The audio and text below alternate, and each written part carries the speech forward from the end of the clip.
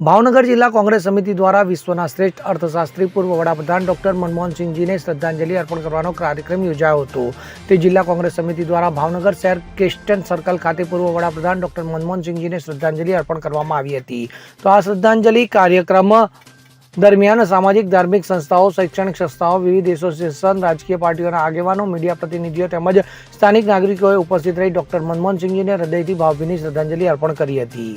रुस्तम शेख साथे CN24 news Bhavnagar. હવે જુઓ દેશ દુનિયાની તમામ ખબરો તમારી આંગળીના ટેરવે। ઉઠાવો મોબાઈલ અને ગૂગલ પ્લે સ્ટોર પરથી ડાઉનલોડ કરો અમારી CN24 ન્યૂઝ મોબાઈલ એપ।